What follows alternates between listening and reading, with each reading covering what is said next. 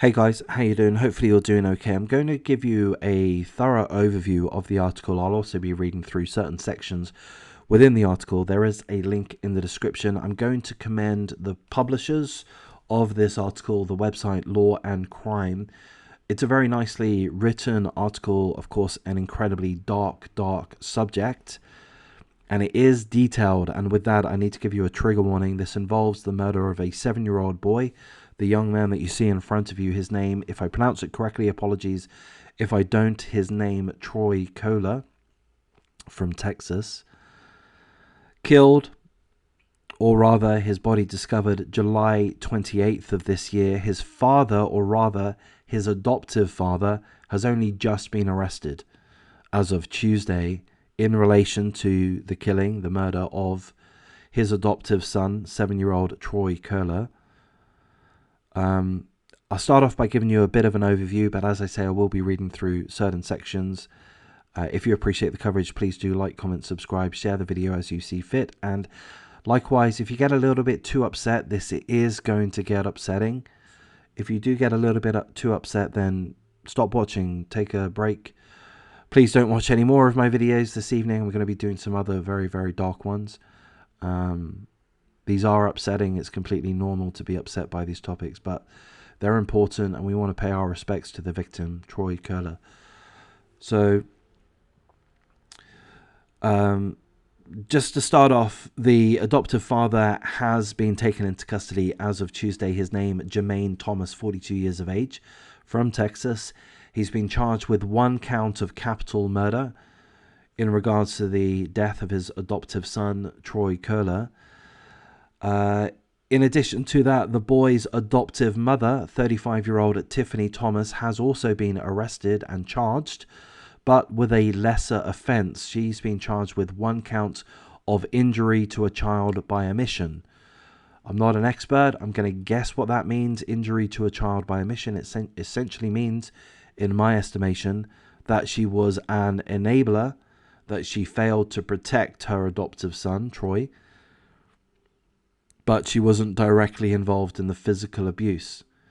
We're going to read through some text messages towards the end of the article, and we will see that the adoptive mother most certainly was involved with the emotional abuse of Troy. They are both scumbags, the adoptive father and the adoptive mother.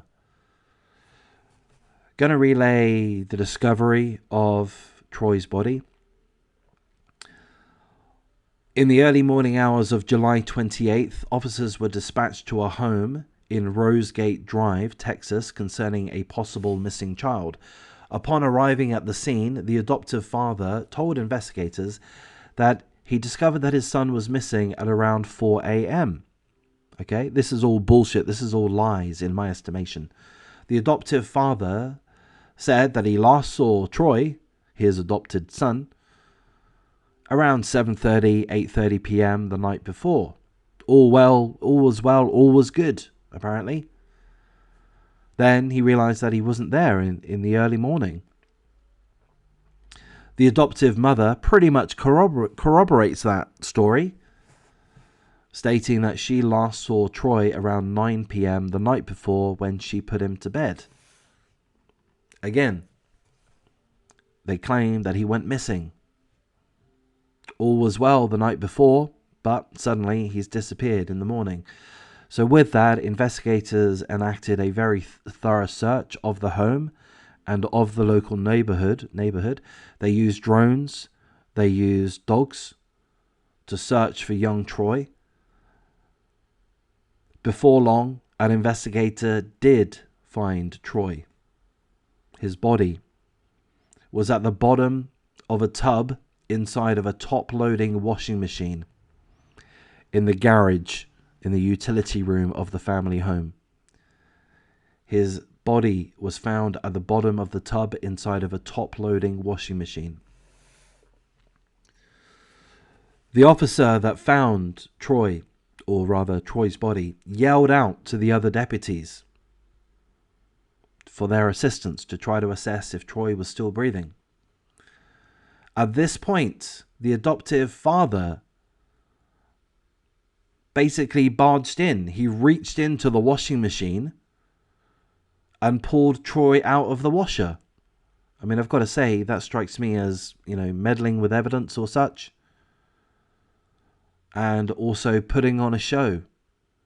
Acting as if they'd just discovered his young son.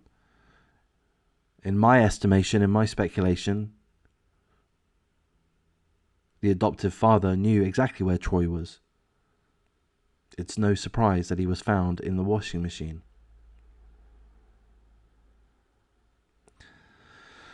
Officers attempted CPR. The officers have stated that the child's arms, Troy's arms, and his legs were warm, but that his torso was cold to the touch. Officers observed blood around the boy's nose and a large bump on his forehead above the right eye. Officers observed his clothing was damp. Officers noted urine, the smell of urine emanating from the body. The officer also noted that Troy's pants, his trousers, were pulled down to his knees, exposing his underwear and the presence of bruises to his upper legs.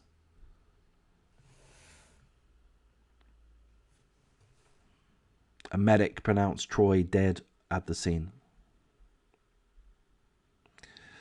Investigators say blood was visible at the base of the washing tub, indicating that the machine had not been turned on while the boy was inside. That notion was reinforced by the smell of urine that allegedly emanated from the boy's body.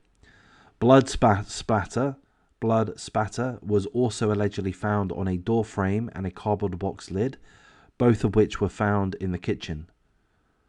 Blood splatter was found on a door frame and a cardboard box in the kitchen. So, my speculation would be that would be where he was attacked and likely died, and then his body was dumped in the washing machine. Apologies for my language. A medical examiner, or rather a forensic examiner, examined both the scene as well as Troy's body. They found on Troy's body multiple bruises and patterned scars all over his body, along with facial injuries. Blood was visible around Troy's mouth.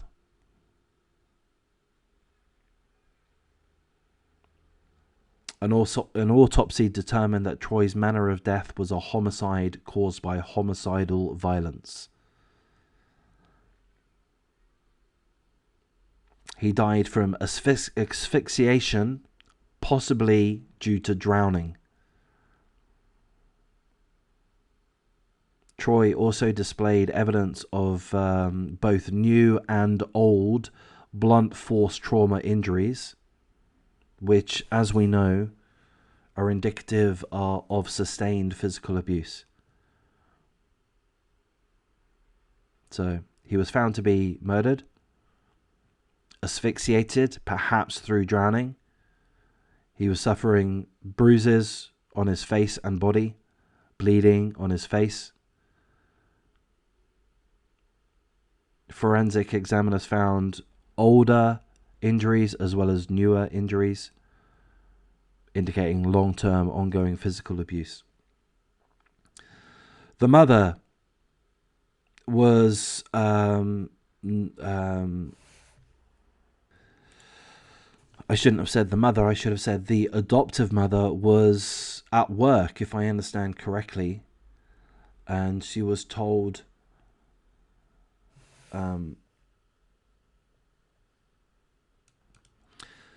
so I might have got this part wrong. Hopefully I don't. But as far as I understand, the adoptive mother was at work at the time, and she'd received text messages from the adoptive father saying, "Do you know where Troy is?" And then seemingly that story changed. I'm going to skip through a little part of the article and going to go through some of the text messages between the adoptive father and the adoptive mother. And these are heartbreaking. So here's a few of the messages. Here's one of the messages. The adoptive mother told the adoptive father that Troy told her the truth about eating her oatmeal cream pies, only because she threatened to put him in the stove and turn it on. In another message, the adoptive father told the adoptive mother that when he learned that Troy had eaten his donut sticks, that I need to get the locks, I'm going to end up killing him. You're going to come home and he's going to be hanging from the fucking tree outside. That's a message from the adoptive father to the adoptive mother, threatening to kill their adoptive son. Why? Because the son apparently ate some donut sticks. Here's another message from the adoptive mother to the adoptive father. Fuck that. I'm not for doing shit for his birthday. I'm so sick of this boy. Like, I'm really tired of him and I don't want him in the house no more. This boy got life fucked up. Why I come out the restroom from taking my shower and his funky ass in the living room watching TV. These people are sick. These parents are sick. Talking about their 7-year-old son in that manner. Thinking about their 7-year-old son in that manner. Allowing each other to think about their 7-year-old adoptive son in that manner, to make threats about that boy's life. Sick. I've got to, the term narcissist springs to my mind. I mean, it's probably far worse than being a narcissist. It's probably psychotic behavior or such. But just such a lack of empathy. Seemingly, the adoptive mother is upset that the boy was watching TV. Well, what do you expect him to do? He's watching TV. Give him a break. Well, he's not doing anything wrong. He's watching TV in the living room. And that's what upsets you? That's pretty much all the details. We know that the adoptive father is being held on a $2 million bond. Congratulations, Texas. That is the right type of bond to go for. Something which is going to be unachievably high, in all likelihood, which is going to ensure that the adoptive father remained behind bars up until trial. The adoptive mother has been given a lesser charge, as we spoke about before, and with that she's got a lesser bond, $150,000. Not particularly happy with that.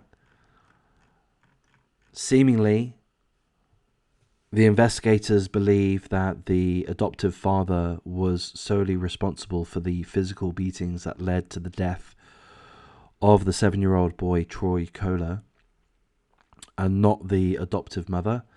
However, it's clear that the adoptive mother encouraged, is the word I'm going to use, encouraged, certainly enabled the ill feeling and the ill treatment towards their adoptive son.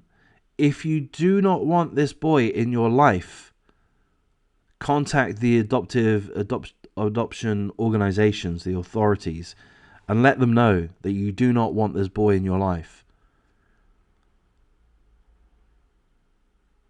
But they didn't do that. They subjected him to emotional and physical torture.